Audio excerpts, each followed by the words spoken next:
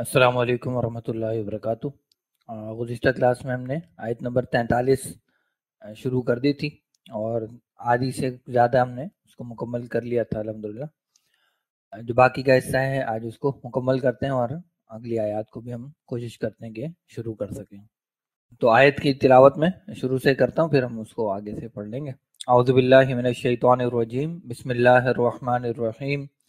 या अय्युहल्लज़ीना आमनू ला तक़रबुस सलाता व अंतुम सुकारा हत्ता तालमू मा तक़ूलून वला जुनुबन इल्ला आबिरी सबीलिन हत्ता तग़तसिलू व इन कुंतुम मरदा औ अला सफरिन औ जाअ अहदुम मिनकुम मिनल गाइति औ लामस्तुमुन निसाअ फलम तजिदू माअ फतयम्ममू सईदन तय्यिबन फमसहू बिवुजूहिकुम व अयदीकुम इन्नल्लाह काना अफुव्वन गफूरा, सदक़ल्लाहुल अज़ीम।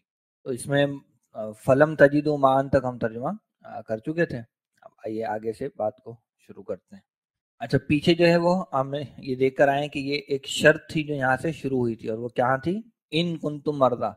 ये जो इन आया था ये वाला, ये हमारा शर्तिया था, और इससे ये पूरी शर्त का बयान शुरू हुआ था जो यहाँ फलम तजिदु मा अन तक हमने इसको देख लिया था।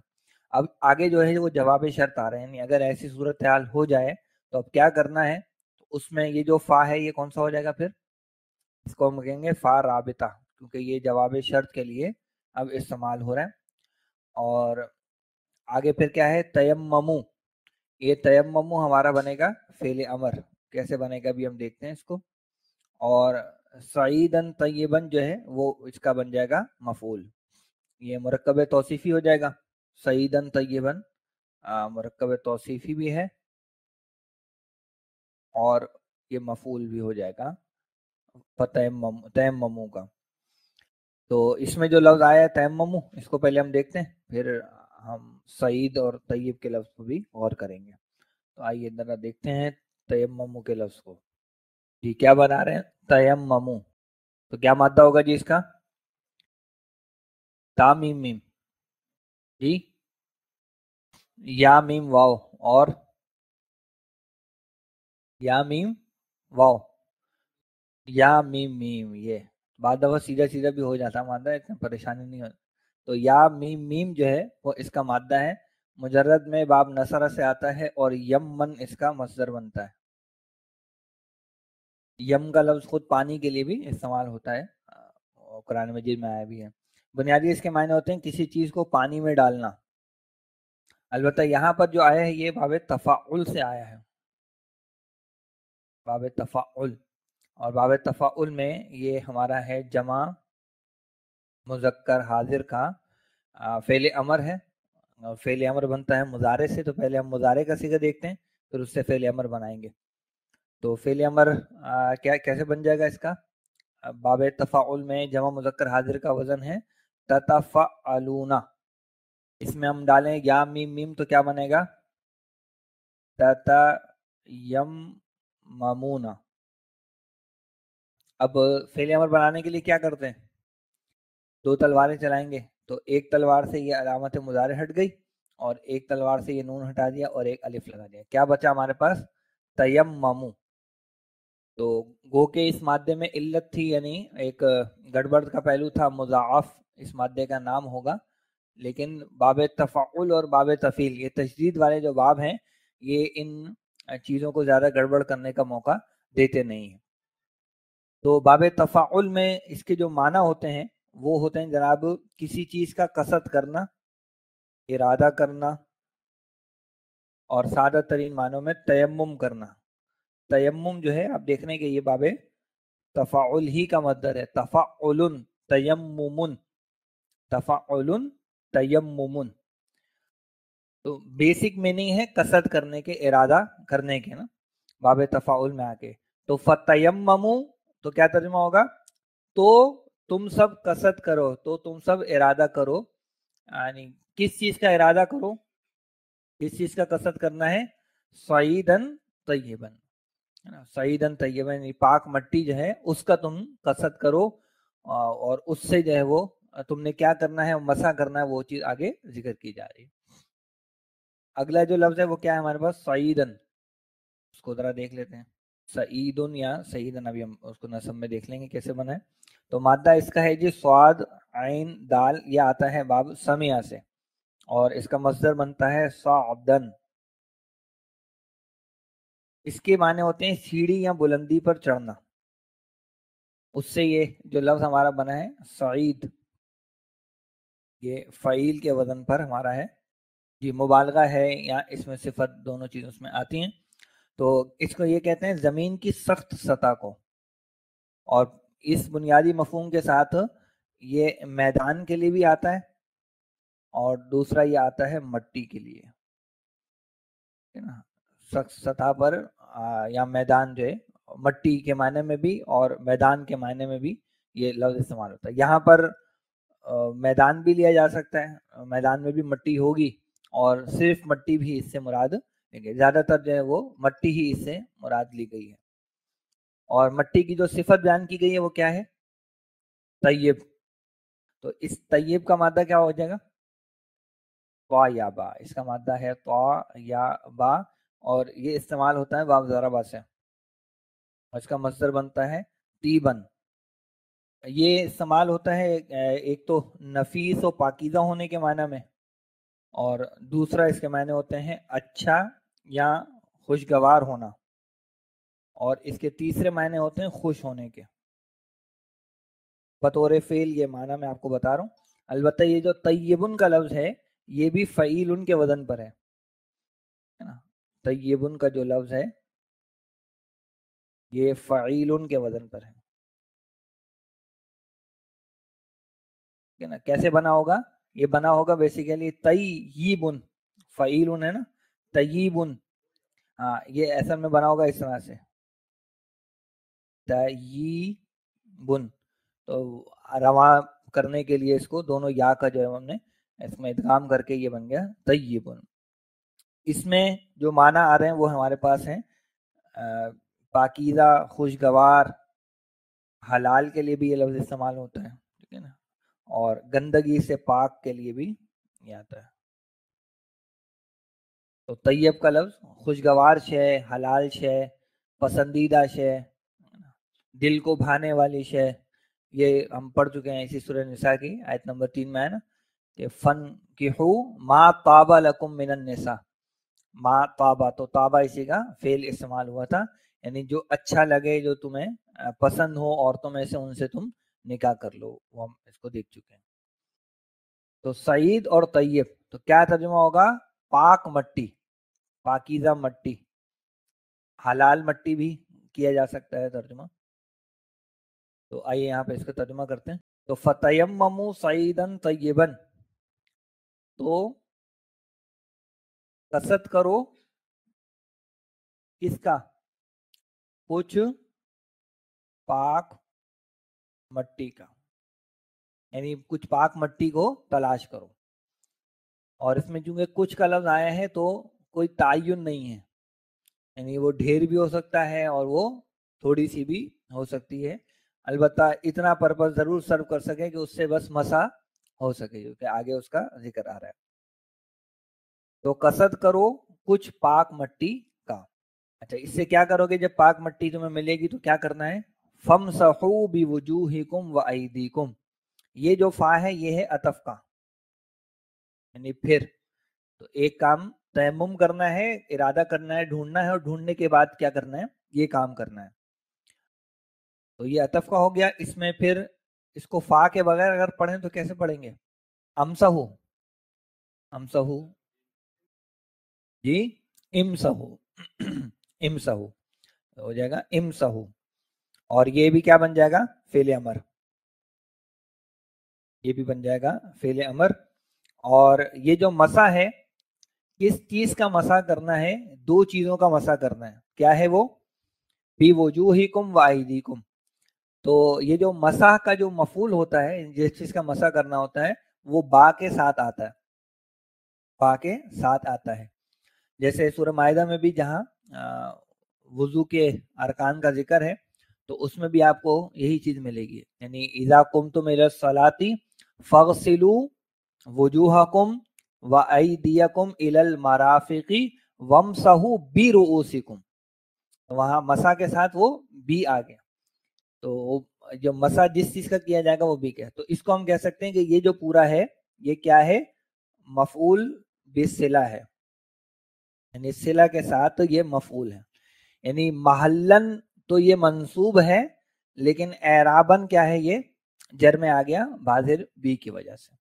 तो ये जो बाजिर बी है ये हमारा हरफे जार है, और इस हरफे जार की वजह से वजूही भी जर में है और ऐदी जो है वो भी जर में है, और वजू के साथ कुम की जमीर आ गई तो ये क्या बन जाएंगे, मुजाफ और मुजाफ इलैह। इस तरीके से वाव बीच में अतफ का आ जाएगा और ऐदी मुजाफ हो जाएगा और कुम मुजाफ इलैह बन जाएगा।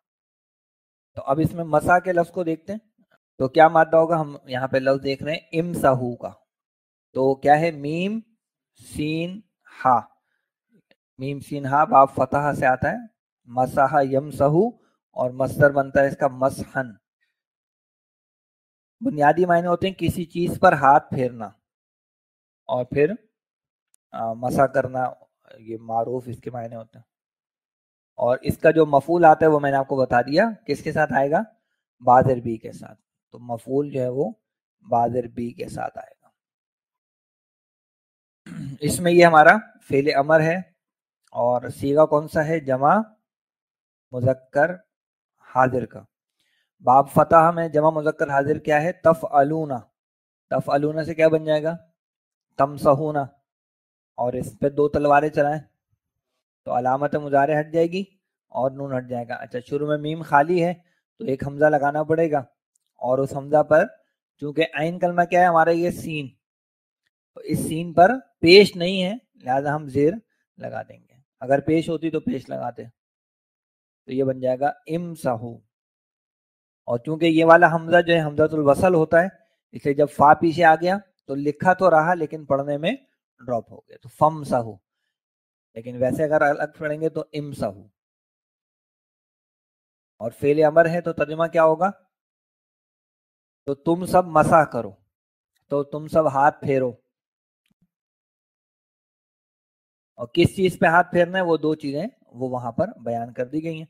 इसमें जो वैसे इसकी डिटेल में नहीं जा रहे, लेकिन लफ्जी एतबार से जो वजूहन है वो वजहुन की जमा है,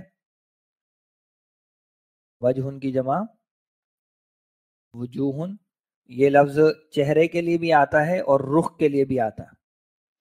और दूसरा जो लफ्ज हमारे पास है वो ऐदी है, वो है यदुन की जमा, यदुन की जमा बनती है ऐदिन। अच्छा, ये जो यदुन है इसका मादा है या दाल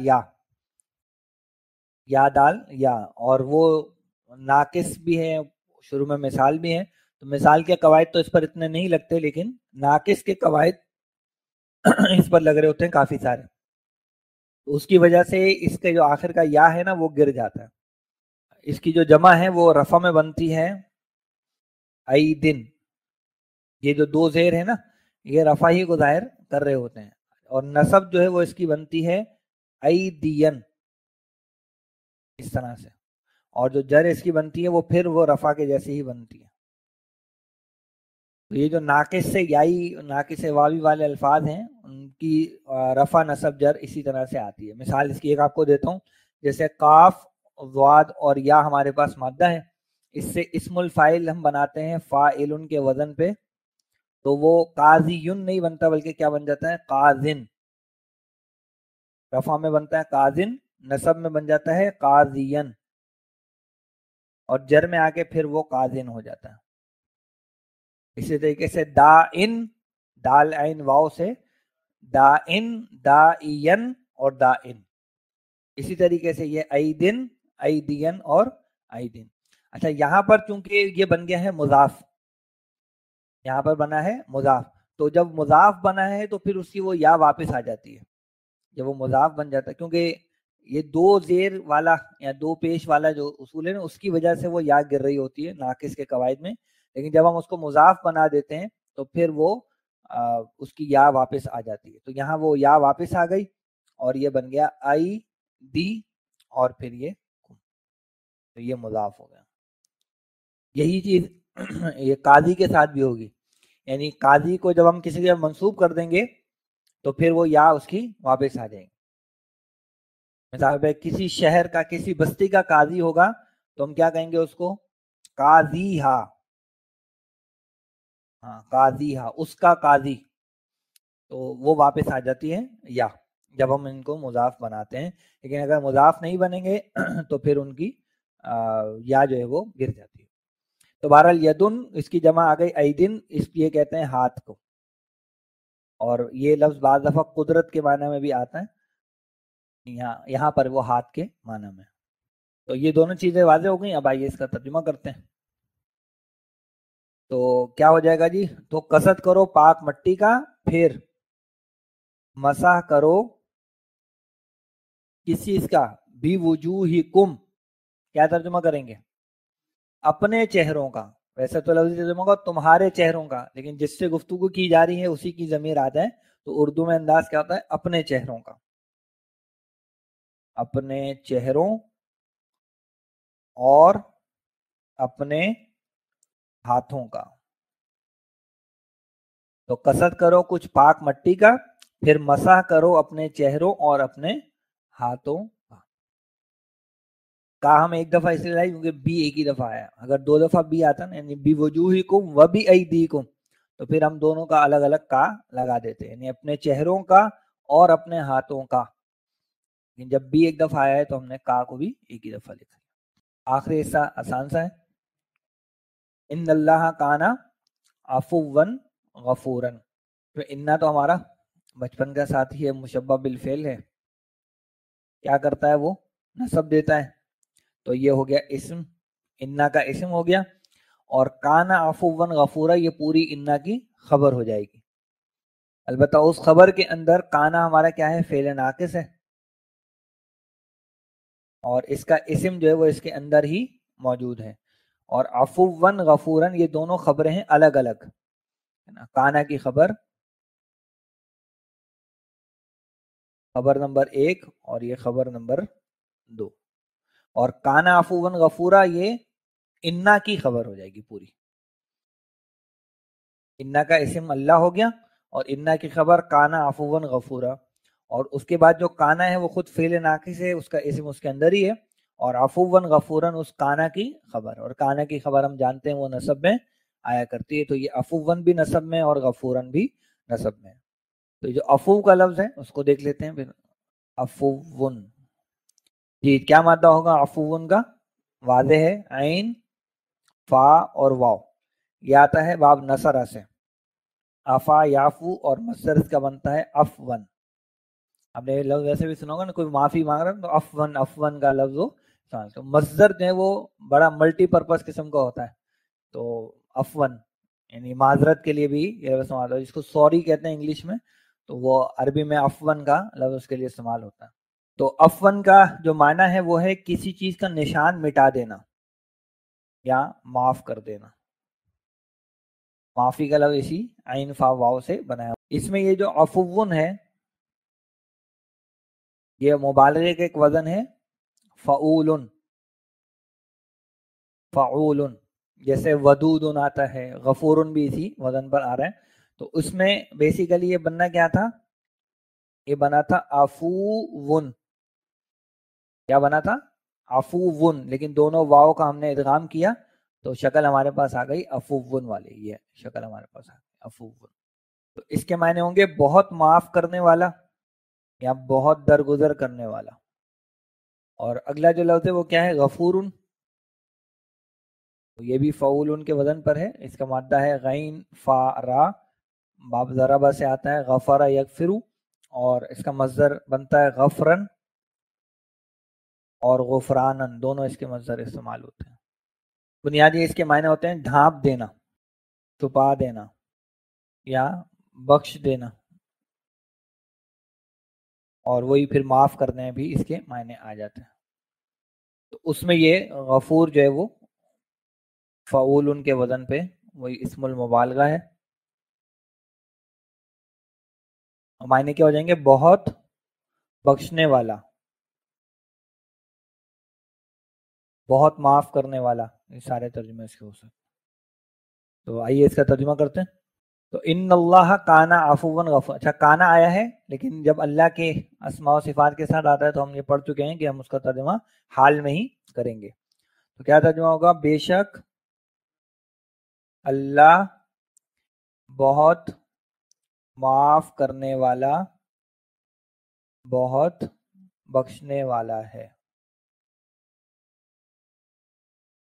بے شک اللہ بہت معاف کرنے والا، بہت بخشنے والا ہے. تو اس آیت مبارکہ میں ایک تو شراب کی حرمت کے حوالے سے دوسرے درجے کا حکم آیا ہے. پہلا حکم ہم سورہ بقرہ میں پڑھتے ہیں، وہاں پہ فرمایا گیا کہ اس کا جو گناہ ہے وہ زیادہ ہے اس کے نفع سے، یعنی شراب اور جوئے کے بارے میں بات ہے. دوسرے درجے میں اس آیت میں بتایا گیا کہ نماز کے قریب مت جاؤ جبکہ تم نشے کی حالت میں ہو. تو معلوم ہوا کہ یہ جو شراب ہے یہ تو نماز سے دور کرنے والی شے ہے، لہذا اس کو ترک کر دینا چاہیے. ابھی بھی حتمی حرمت نہیں آئی تھی، اس لیے صحابہ کرام جو ہے بعض اس کا استعمال ابھی بھی کر رہے تھے، چونکہ حرام ابھی بھی اس کو قرار نہیں دیا تھا. البتہ اتنا ضرور تھا کہ نماز کے قریب کے اوقات میں اس کا استعمال نہ کیا جائے، کیونکہ اس بات کا خطرہ تھا کہ نماز میں کوئی گڑبڑ نہ ہو جائے. اور بعض واقعات ایسے احادیث میں رپورٹ ہوئے بھی ہیں کہ بعض صحابہ نے جو وہ نماز پڑھی ہے یا پڑھائی اور اس میں ان سے الفاظ آگے پیچھے ہوئے ہیں، لیکن یہ سب چیزیں جو ہے وہ اللہ تعالیٰ معاف کر چکا ہے. لہذا کسی بھی صحابی پہ کوئی نہ تو تان کرنے کا موقع ہے اور نہ ہی ان احادیث کو آپ کہیں کہ یہ جو غلط ہیں احادیث، ایسا بھی کوئی معاملہ نہیں ہے. اور بعض بڑے جلیل القدر صحابہ کا نام بھی اس میں آتا ہے. تو جو کچھ بھی ہے بہرحال کیونکہ حرمت سے پہلے کے معاملات ہیں تو اس میں کوئی حرج والی بات نہیں. اچھا ایک تو یہ اس میں شراب کی حرمت کا حکم آ گیا. دوسرا جو اس میں ہمیں حکم مل رہا ہے وہ آ رہا ہے حالت جنابت کے حوالے سے. تو حالت جنابت میں بھی نماز کے قریب نہ جانا اور مسجد کے قریب نہ جانا. اور مسجد کے حوالے سے تو یہ بات آ گئی کہ اگر مسافر ہے تو ٹھیک ہے وہاں سے گزر جائے، اور اگر وہ جو ہے وہ نماز کے حوالے سے لیا جائے تو پھر یہ کہ جب تک کہ وہ یہ نہ کر لے، تیمم نہ کر لے یا غسل نہ کر لے، تب تک اس کی اجازت نماز کے قریب جانے کی نہیں ہوگی. پھر تیسرا جو حکم آیا اس میں وہ کچھ شرائط بیان کی گئی کہ اگر تم بیمار ہو یا سفر پر ہو یا بیت الخلاء سے ہو کر آئے ہو یا بیوی کے پاس سے ہو کر آئے ہو اور اس کے بعد پانی دستیاب نہ ہو، اور پانی دستیاب نہ ہونے سے مراد ہے کہ دسترس میں نہ ہو یا بہت ہی قلیل ہے کہ اگر وضو کے لیے غسل کے لیے استعمال کر لیا تو پھر پینے کے لیے ختم ہو جائے گا، یا ایسا پانی ہے جو پاک نہیں ہے، گندا پانی ہے، ظاہری اعتبار سے وہ صاف ستھرا نہیں دکھ رہا. تو ان تمام تر صورتوں میں پھر تیمم کرنے کی رعایت اور اجازت ہے جو اللہ تعالیٰ کی طرف سے آ گئی. اور تیمم کے طریقے کے حوالے سے دو باتیں بیان کی گئیں، ایک تو مٹی ہو پاک، اور دوسرا یہ کہ مسح کرنا ہے دو چیزوں کا، اپنے چہروں کا اور اپنے ہاتھوں کا، بس یہ تیمم ہو جاتا ہے. اور یہی تیمم غسل کے لیے بھی ہے اور یہی تیمم پھر وضو کے لیے بھی قائم ہوگا. اور کب تک رہتا ہے تیمم؟ جب تک پانی دسترس میں نہ آ جائے، اور جیسے ہی پانی دسترس میں آئے گا تو تیمم خود بخود ختم ہو جائے گا. جیسے وضو جو ہے وہ خود بخود ختم نہیں ہوتا نا، وضو کو ختم کیا جاتا ہے یا ختم ہوتا ہے بعض حدوث کی وجہ سے، لیکن تیمم کا معاملہ ہے کہ جیسے ہی پانی آپ کی دسترس میں آئے گا تو وہ تیمم ختم ہو جائے گا. تو یہ تھوڑا سا اس کے اندر ٹیکنیکل چیز ہے، یعنی جن چیزوں سے وضو ٹوٹتا ہے ان چیزوں سے تیمم بھی ٹوٹتا ہے. ایڈیشنلی تیمم جو ہے پانی کے دسترس میں آنے سے ہی ختم ہو جائے گا، یہ فرق آ جائے گا. تو آپ دیکھیں کہ وضو کے اندر اللہ تعالیٰ نے 4 اعضاء جو ہیں ان کو دھونے کو فرض قرار دیا نا، اس کا ذکر سورہ مائدہ کی آیت نمبر 6 میں. جب غسل کرتے ہیں تو اس میں جو فرض چیزیں ہیں وہ 3 ہیں نا، کلی کرنا ہے، ناک میں پانی پہنچانا ہے اور پورے جسم کو ایک دفعہ دھو لینا ہے. اور جو تیمم کا معاملہ ہے اس میں بھی 3 سے چیزیں کم ہو کر اب کتنی آ گئی؟ 2 پر. اور کیا ہے وہ مسح کر لینا ہے چہروں کا اور ہاتھوں کا. تو بظاہر لگتا ہے کہ یار یہ کیا بات ہوئی، ہم تو پہلے ہی گندے ہیں، پہلے ہی ناپاک ہیں، اوپر سے اور مٹی اپنے چہروں پہ مل لیں، اس سے کیسے پاکی ہوگی؟ تو بات یہ کہ یہ اللہ کا حکم ہے، اللہ کا حکم سمجھ کر ہی ہم جس طرح وضو سے اور غسل سے اپنے آپ کو پاک کر رہے ہیں اللہ کے حکم سے، ایسے ہی اللہ ہی کا حکم ہے کہ اس مٹی کو اپنے چہروں یا ہاتھوں پہ مسح کرو گے چہروں اور ہاتھوں پہ مسا کرو گے تو تم پاک ہو جاؤ گے. تو اصل پاکی ناپاکی کا فیصلہ اللہ کی طرف سے ہے نا. تو اللہ نے ہمیں اس کا حکم دیا ہے, اس کی اجازت دی ہے, ہم اس کے حکم پر عمل کریں گے تو ہمیں ویسی ہی پاکی ملے گی جیسی غسل اور وضو سے ملتی ہے. آئیے آگے بڑھتے ہیں جی. آیت نمبر 44 فرمایا گیا الم تر الی الذین اوتوا نصیبا من الکتاب یشترون الضلالۃ ویریدون ان تضلوا السبیل.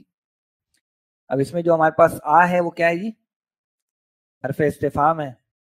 لم جو ہے یہ ہمارا ہے جازم مضارع. یہ جو لم ہے نا اس کے بارے میں 3 باتیں بیان کی جاتی ہیں. لم جو ہے یہ ہمارا حرف نفی بھی ہے نمبر 1. نمبر 2 حرف جازم بھی ہے. اور نمبر 3 یہ حرف قلب بھی کہلاتا ہے. قلب سے کیا مراد ہے؟ یہ مضارع کے صیغے کو ماضی میں لے جاتا ہے. مضارع کے صیغے کو ماضی میں پلٹ دیتا ہے. تو نفی ہوتی ہے اس میں, اعرابی اعتبار سے جزم بھی آتا ہے, اور قلب کرتا ہے یعنی آگے مضارع کا صیغہ ہوتا ہے لیکن اس کا ترجمہ ماضی میں کیا جاتا ہے. ابھی ہم ترجمہ کریں گے اس میں دیکھ بھی لیں گے. تو لم جو ہے یہ 3 کام ہمارے کرتا ہے. مثال کے طور پر اگر ہم کہیں گے یذهبو, تو یذهبو کا مطلب کیا ہوگا؟ وہ جاتا ہے یا جائے گا. لیکن لم کر دیں گے اس کے ساتھ تو لم یذهب کا ترجمہ ہوگا وہ ہرگز نہیں گیا, ماضی میں چلا گیا. نفی بھی آ گئی اور یہ دیکھیں جزم آ گیا اس پر اعرابی اعتبار سے. تینوں کام اس نے کیے. تو یہ لم یہ چھوٹا موٹا عامل نہیں ہے, بہت پکا والا عامل. اب اس نے جزم کس کو دیا ہے؟ اس نے جزم دیا ہے اس طرح کو. یہ نوٹ کیجئے کہ جب یہ جو جازم آتے ہیں نا, جازم مضارع جو ہیں, یہ 2 کام تو کرتے ہیں سمپل افعال پر. کیا کرتے ہیں کہ اگر لام کلمے والا صیغہ ہوتا ہے تو اس کو ساکن دے دیتے ہیں, نون والے صیغوں سے نون گرا دیتے ہیں. اور تیسرا ان کا پہلو یہ ہوتا ہے کہ جو حرف علت والے الفاظ ہوتے ہیں, حرف علت والے مادے ہوتے ہیں, ان کا وہ حرف علت گرا دیتا ہے, خاص طور پہ ناقص سے. تو یہاں آپ نوٹ کیجئے کہ ایک حرف علت گرا ہوا ہے اور وہ ہے یا کا حرف علت. تو اس طرح کے لفظ کو ہم ویسے تو پہلے بھی دیکھ چکے ہیں, ایک دفعہ دوبارہ تازہ کرتے ہیں کیسے یہ بنا ہے. ہم بنا رہے ہیں جی طرح. اچھا, اس مادے کی جو تفصیل ہے وہ میں آپ کو آیت نمبر 38 میں بتا چکا ہوں, ہے نا. آیت نمبر 38 میں آپ اس کے مادے کی تفصیل, اس کے معنی وغیرہ وہ دیکھ سکتے. ابھی ہم بناتے ہیں کہ یہ جو یہاں صیغہ استعمال ہوا ہے یہ ہے مضارع میں واحد مذکر حاضر کا صیغہ. باب افعال, باب فتح میں یہ صیغہ ہوتا ہے تفعلو. کیا ہوتا ہے جی؟ تفعلو. تفعلو میں کیا کریں گے؟ را حمزہ یا ڈالیں گے, مادہ اس کا را حمزہ یا ہے, باب فتح ہے, تو یہ بنے گا تر آیو. کیا بنے گا؟ تر آیو. اچھا, یہ بات تو معروف ہے کہ جو حروف علت ہوتے ہیں بڑے جانثار ہوتے ہیں, وہ اپنی حرکت پیچھے دے دیتے ہیں اگر پیچھے والا خالی ہو. کبھی کبھار یہ کام حمزہ بھی کرنے کی کوشش کرتا ہے, کہتا ہے کہ میں بھی اپنی حرکت پیچھے والے کو دوں گا. تو کہتے ہیں اچھا بھائی تم دے دو اپنی حرکت پیچھے, لیکن جب یہ حمزہ کی حرکت پیچھے چلی آتی ہے تو پھر حمزہ اپنا وجود برقرار نہیں رکھ پاتا, لہٰذا وہ پھر گر جاتا ہے اور یہ ہمارے پاس لفظ بن جاتا ہے ترایو. کیا بن جاتا ہے؟ ترایو. اب اس ترایو پہ جب میں لم داخل کروں گا تو میں نے بھی آپ کو کیا بتایا کہ جو ناقص کا حرف علت ہوگا اس کو وہ گرا دیں گا. لیکن کیسے گر رہا ہے اس کو یہاں پہ میں اور ایکسپلین کر دیتا ہوں. دیکھیں یہ جو یا ہے اس سے پیچھے کیا ہے؟ زبر ہے. زبر کی دوستی کس سے؟ الف سے. تو اس یا کو ہم بدل دیں گے الف میں, تو یہ ہو گیا اس طرح سے ترا. کیا ہو جائے گا؟ ترا. اب اس طرح پہ جب میں لم داخل کروں تو اس لم نے کیا کرنا ہے؟ آگے اس کو ساکن کرنا ہے, اور جس کو ساکن کرنا ہے وہ بیچارہ پہلے سے ہی بالکل خالی بیٹھا ہوا ہے, لہذا یہ جو لم ہے اس یا کو بالکل ہی گرا دے. اور یا گر جائے گا تو مطلب کیا ہوگا؟ وہ جو کھڑا زبر تھا وہ بھی اپنے اوریجنل زبر پہ واپس آ جائے گا. تو یہ کہانی اس کے ساتھ ہوتی ہے اس طرح سے, لم تارا. تو آسان طریقہ اس میں بس یہ ذہن میں رکھ لیں کہ یہ جو ناقص یائی والے یا ناقص واوی والے ہوتے ہیں, ان میں جب کوئی جازم مضارع آتا ہے تو وہ ان کے حرف علت کو گرا دیتا ہے۔ مثال کے طور پہ ہمارے پاس مادہ ہے دال عین واو، تو اس سے ہمارا جو صیغہ پہلا بنے گا وہ بنے گا ید اوو، کیا بنے گا؟ ید اوو۔ تو جب میں اس پہ لم داخل کروں گا تو کیا کر دے گا؟ یہ واو کو گرا دے گا، تو لم یدعو، لم یدعو، اس طرح سے یہ ہمارا بن جائے گا۔ تو یہ آسان طریقہ ہے اس چیز کو یاد رکھنے کا، بنسبت اس کے کہ اس میں بھی وہ تفصیلی بات ہے، آئے گا تو انشاءاللہ ہم اس کو بتا بھی دیں گے، لیکن آسان طریقہ یہ۔ تو جازم مضارع کیا کریں گے؟ نمبر 1 لام کلمے کو ساکن کر دیں گے، نمبر 2 نون اعرابی گرا دیں گے، اور نمبر 3 حرف علت کو گرا دیں گے۔ تو یہ 3 کام کرتے ہیں ہمارے جازم مضارع۔ تو یہ ہو گیا تارا۔ تو علم تارا کیا ترجمہ کریں گے؟ اچھا دیکھیں، نہیں کا بھی ترجمہ آئے گا، لم میں نفی بھی ہے اور ماضی میں بھی جائے گا، ٹھیک ہے نا؟ تو کیا آپ نے نہیں دیکھا، کیا آپ نے نہیں دیکھا، تو لفظی ترجمہ یہی ہوگا کیا آپ نے نہیں دیکھا۔ اچھا کس کی طرف نہیں دیکھا وہ آگے بیان آ رہی ہے۔ اچھا یہ جب عام طور پر الفاظ آتا ہے علم ترا، تو اس کے معنی جو ہے مفسرین نے بیان کیے ہیں کہ علم تخبر، کیا آپ کو خبر نہیں پہنچی، علم تعلم، کیا آپ کو معلوم نہیں ہے، یعنی ایک چیز ہے جو اللہ آپ کو پہلے ہی بتا چکا ہے یا اس کی طرف پہلے اشارہ کیا جا چکا ہوتا ہے، تو اس کے لیے عام طور پر الفاظ استعمال ہوتے ہیں۔ اور اس کے ایک معنی غور و فکر کے بھی ہوتے ہیں، کیا آپ نے غور و فکر نہیں کیا، کیا آپ نے توجہ نہیں دی اس واقعے پر۔ تو مشہور ترین جو یہ الفاظ آئے ہیں وہ سورہ فیل میں آئے، علم ترا کیف فعل ربک، تو کیا آپ کو خبر نہیں دی گئی، کیا آپ جانتے نہیں ہیں، کیا آپ نے غور نہیں کیا کہ کیسا کیا آپ کے رب نے ہاتھی والوں کے ساتھ۔ تو یہ اس کے عمومی معنی بن جاتے ہیں۔ اچھا اس کے بعد ہمارے پاس آ رہا ہے الا، جو کہ کیا ہے؟ ہمارا حرف جار ہے، اور الذین ہمارا کیا ہو جائے گا جی؟ اس میں موصولہ ہو جائے گا، اور ساتھ ہی ساتھ یہ مجرور بھی ہوگا، لیکن الذین چونکہ مبنی ہے اس لیے اس کی ذات پہ کوئی فرق پڑتا نہیں ہے، چاہے حرف جار آئے یا جو بھی آئے وہ الذین ہی رہتا ہے۔ اب اوتو جو ہے یہ ہو جائے گا اس کا صلہ، الذین کا جو صلہ ہے وہ یہ آ جائے گا اس کے ساتھ۔ اور اوتو ہمارا ہم اس سے پہلے بھی اس کو دیکھ چکے ہیں کہ ماضی مجہول کا صیغہ ہے۔ ماضی مجہول کے صیغے کے اندر کون ہوتا ہے؟ فاعل ہوتا ہے یا نائب الفاعل ہوتا ہے؟ نائب الفاعل ہوتا ہے۔ تو یہ اوتو ہمارا تیسرا صیغہ ہے، ابھی دیکھ لیتے ہیں کیسے بنا ہے، لیکن یہ تیسرا صیغہ ہے ماضی مجہول کا، تو اس کا نائب الفاعل اس کے اندر ہی موجود ہے، لیکن یہ ایسا فعل ہے کہ جو 2 مفعول تک متعدی ہوتا ہے۔ لہذا پہلا والا مفعول تو بن گیا نائب الفاعل، لیکن جو دوسرا مفعول ہے وہ ابھی بھی یہاں پر موجود ہے، وہ ہے نصیباً، یہ ہو گیا اس کا مفعول۔ اور من الکتاب جو ہے یہ ہو گئی ہے نصیب کی صفت، جس میں من جو ہے وہ حرف جار ہے اور کتاب مجرور ہے، اور من الکتاب جو ہے یہ پوری بن جائے گی اس کی صفت، اور نصیب جو ہے وہ ہو جائے گا ہمارا موصوف۔ تو من الکتاب جو ہے وہ اعراباً کیا ہے؟ جر میں، لیکن محلاً کیا ہوگا؟ منصوب، کیونکہ وہ نصیب کی صفت ہے تو محلاً منصوب ہوگا۔ تو اوتو کے لفظ کو ہم ویسے کئی دفعہ دیکھ چکے ہیں، اس سے پہلے اگر آپ چاہیں نا تو یہ آیا ہے، یہ آتو کا لفظ بھی آیا تھا لیکن وہ اس کا فعل امر تھا۔ بنیادی طور پر کیا ہے؟ ہم بنانے لگے ہیں اوتو، اور مادہ اس کا ہے حمزہ تا یا، مجرد میں باب ضربہ سے آتا ہے، اور اس کا مصدر بنتا ہے اتیانن، اس کے معنی ہوتے ہیں آنا۔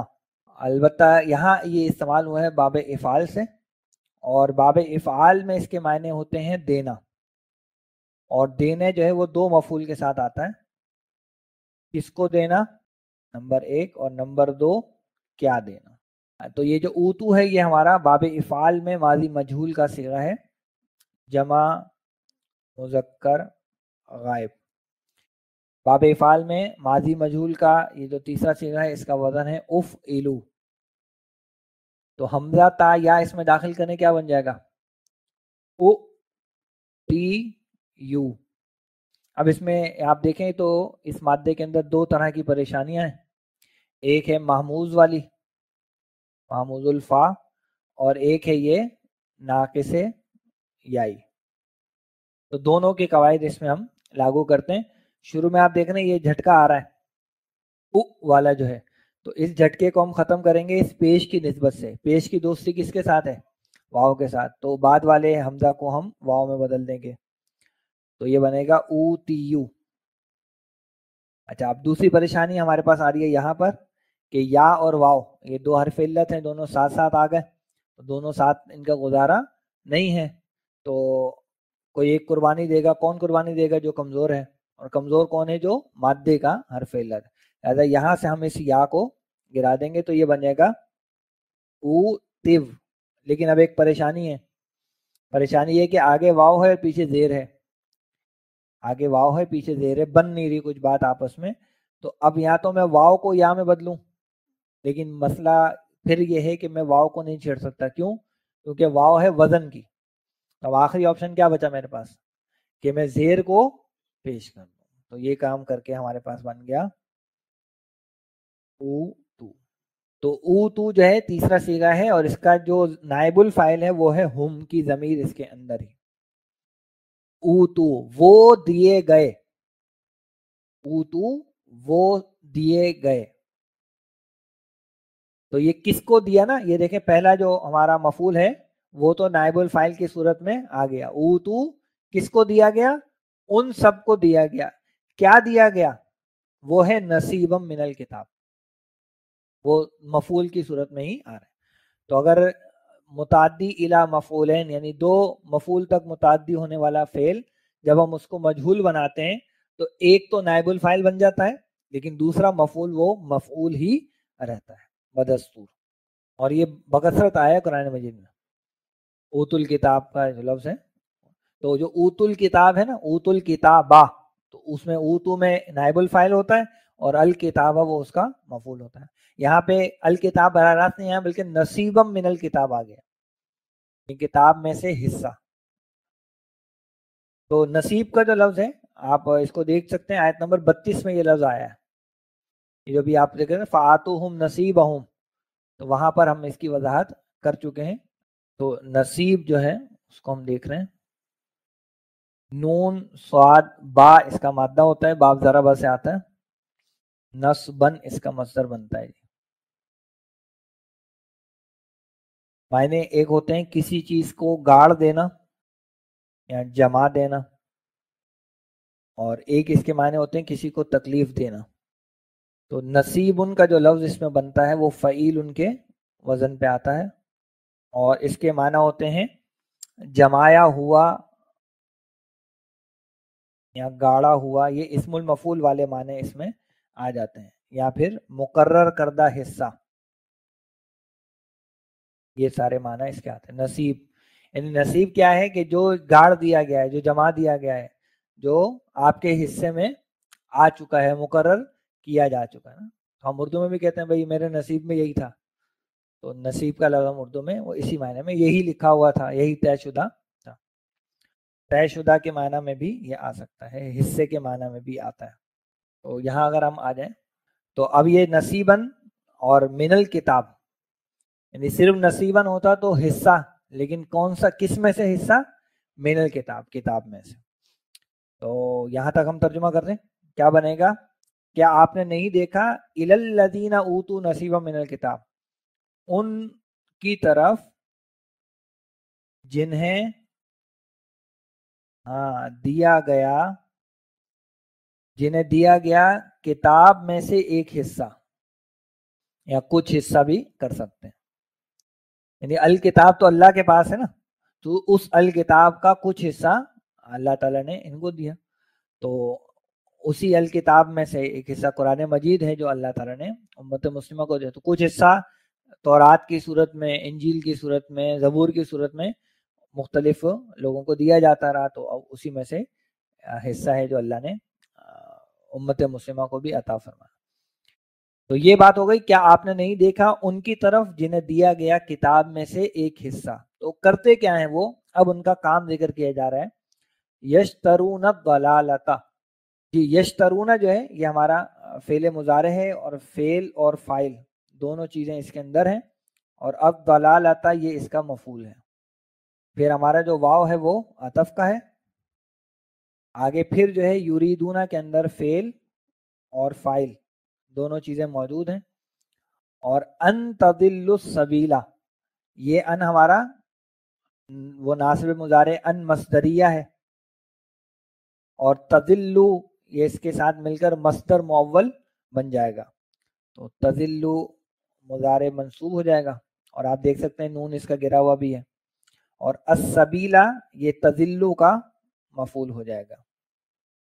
اور یہ جو ان تضلوا السبیل ہے یہ اس یریدونا کا مفعول بن جائے گا پورا.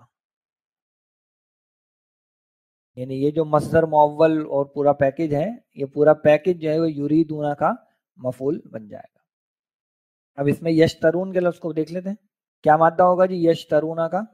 یشترونا شین را یا، بالکل صحیح ہے جی. شین را اور یا مجرد میں باب ضربہ سے آتا ہے. شراءن اس کا مصدر بنتا ہے. معنی ہوتے ہیں سودا کرنا یا بیچنا. اور اس میں دو چیزیں ہوتی ہیں، یعنی جو چیز بیچی جاتی ہے، جو چیز بیچی جاتی ہے وہ مفعول بن کر آتی ہے، یعنی نسب میں آتی ہے. اور جو قیمت ہوتی ہے وہ با کے ساتھ آتی ہے. یہ ہوتا ہے مجرد میں باب ضربہ میں. البتہ یہاں پر یہ آیا ہے باب افتعال سے. یہاں پر یہ باب افتعال سے آیا ہے، اور باب افتعال میں اس کے معنی ہوتے ہیں خریدنے کے. معنی بالکل الٹ جاتے ہیں. وہاں بیچنا ہے، یہاں خریدنا ہے، یا کسی چیز کے بدلے میں کوئی چیز حاصل کرنا.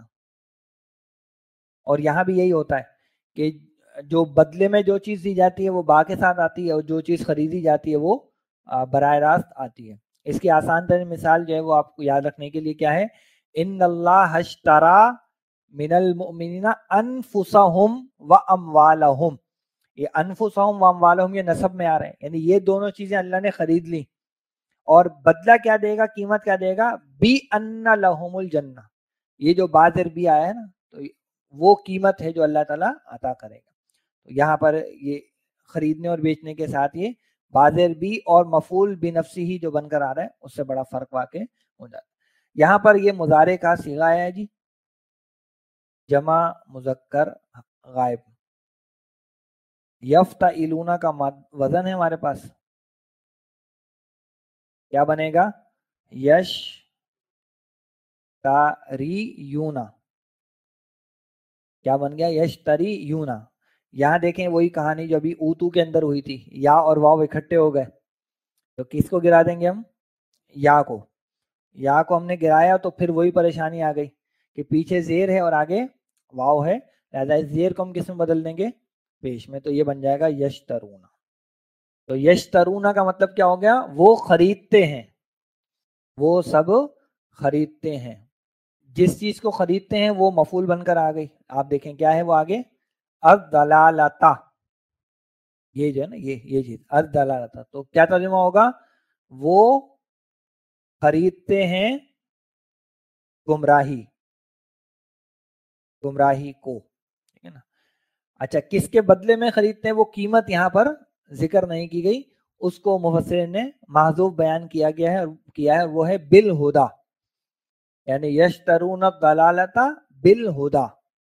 تو وہ بالہدا کا جو لفظ ہے وہ آپ یہاں پہ کہیں جو ہے اسٹار بنا کے یہاں میں لکھ دیتا ہوں بالہدا.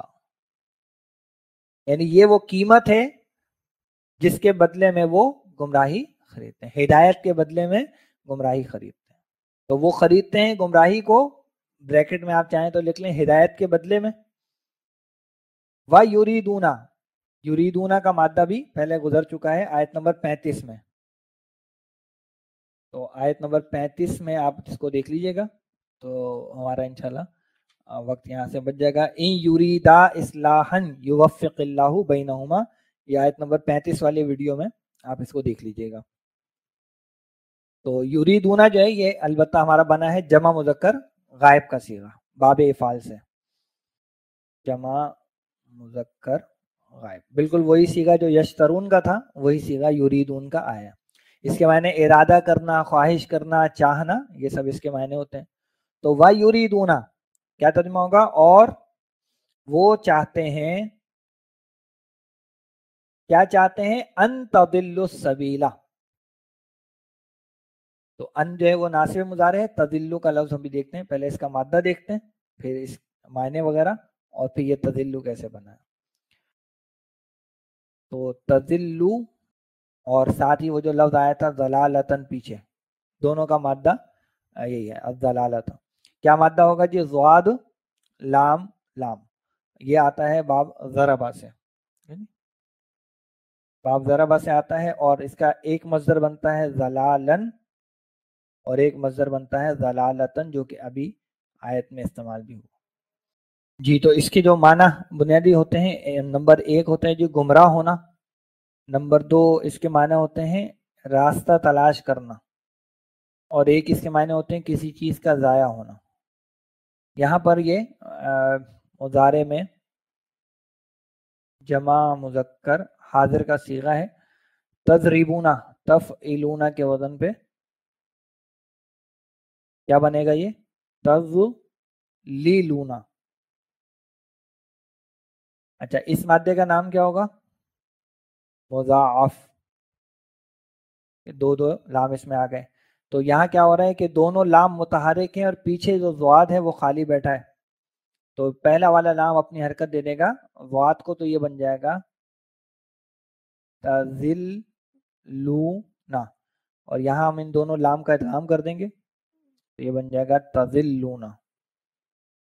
اور جب ہم اس پر ان داخل کریں گے تو ان کیا کرے گا؟ اس کا نون گرا دے گا، تو یہ ہو جائے گا ان تذلو. ایک الف ہم یہاں پہ لگا دیں. تو ان تذلو کا ترجمہ ہوگا کہ تم گمراہ ہو جاؤ، کہ تم گمراہ ہو جاؤ. اور یہ بیسیکلی کیا بن جائے گا؟ مصدر معول بن جائے گا. یعنی یہاں پر ان تذلو بیسیکلی ضلالتا ہے، یعنی یریدونا ضلالتکم یا ضلالتکم السبیلا. وہ ضلالتکم وہ مضاف مضاف الیہ بنا کے پھر وہ ہم لائیں گے، لیکن اس کی جگہ پہ ان تذلو. اب ہمیں کم کی ضمیر نہیں لانی پڑی کیونکہ ان تذلو کے جو صیغہ ہے اس کے اندر وہ کم کا وہ چیز ظاہر ہو رہی ہے. تو واپس آتے ہیں یہاں پر. تو اس میں ہم نے ساری چیزیں الحمدللہ دیکھنی ہے. تو وَيُرِيدُونَ اور وہ چاہتے ہیں کہ تم بھٹک جاؤ راستے سے، اور یقیناً سیدھا راستہ ہی ہوگا. اور وہ چاہتے ہیں کہ تم بھٹک جاؤ راستے سے.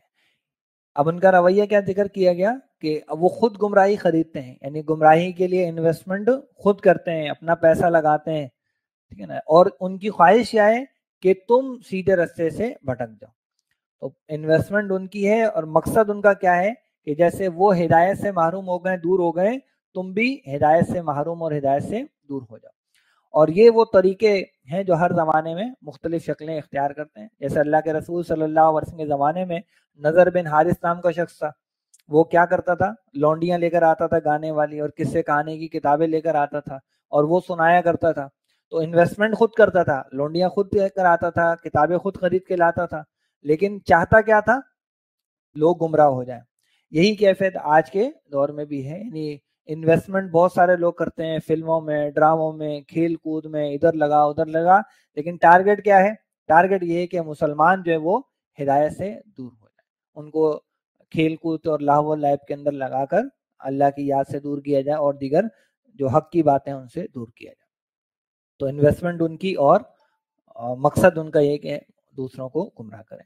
تو اللہ تعالیٰ ہمیں ان کی چالوں سے محفوظ فرمائے، اللہ ان کی سازشوں کو ناکام بنائے، اللہ ہمیں اپنے سے اپنا تعلق جو ہے مضبوط کرنے کی اللہ تعالیٰ توفیق عطا فرمائے. تو آج یہیں تک رکھتے ہیں یہ مطالعے کو، انشاءاللہ آئندہ نشست میں آیت نمبر 45 اور اس سے آگے جتنا جا سکیں گے وہ ہم جائیں گے. تو تب تک کے لیے اجازت دیجیے جی. السلام علیکم ورحمۃ اللہ وبرکاتہ.